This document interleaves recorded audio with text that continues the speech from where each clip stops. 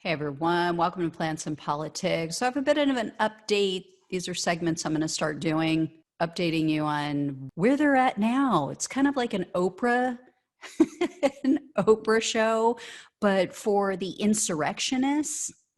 So where are they now? Today's episode is on William Norwood. You may recall he's a 37-year-old man from South Carolina.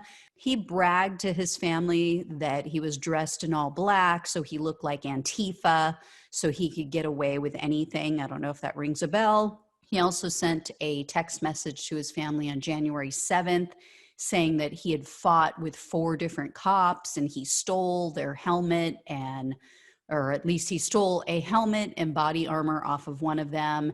And he also claimed to have disarmed the officer. In another text message, also on January 7th, he mentioned the shooting of Ashley Babbitt, and he lied about what had occurred after she was shot, saying, quote, "The cop shot a female Trump supporter, then allowed Antifa Trump supporters to assault him. I was one of them. I was there. I took his shit." So he put Antifa Trump supporters in quotes, saying that these were Trump supporters dressed up to look like Antifa.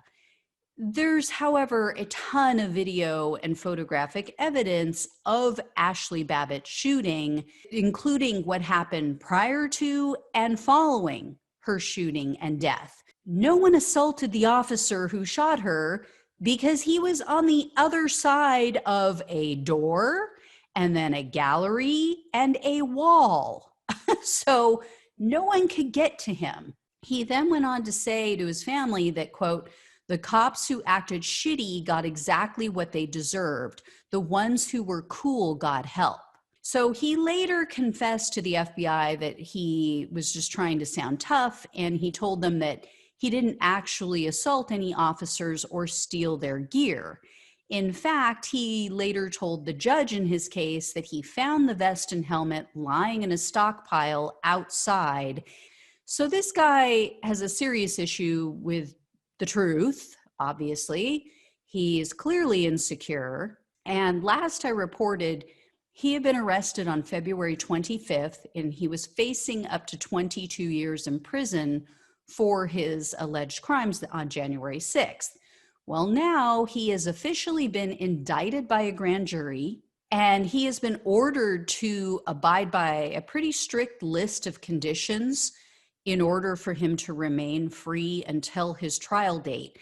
That includes an ankle monitor, removal of all firearms, random drug testing, home detention, and other things. But they are allowing him to go to work, but he does have a curfew every day. So apparently, prior to his arrest, he took actions that the judge considered to be evasive, and prosecutors say that his arrogance following the Capitol attack shows that he has no remorse for his actions. So it was really kind of up in the air whether or not the judge was going to allow him to be released. Among these actions he took, the prosecutors say he parked almost a quarter mile away from his home, and he walked home the rest of the way. Then he would turn off the lights in his house and watch outside of his window. And he also snuck out the back door and left his home in a different vehicle. When Norwood finally did meet with the FBI, he lied. He told them that he left the stolen vest and the helmet inside his hotel room in DC, but then they searched a box trailer that belongs to him, and they found both of those items.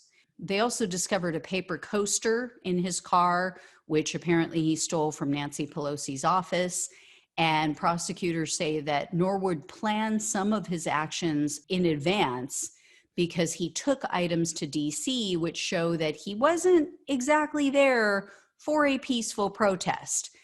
In an interview on February 26th, and we have to give him credit for this because he did admit it, but he admitted to taking a tactical vest, bear mace, and a knife with him to DC.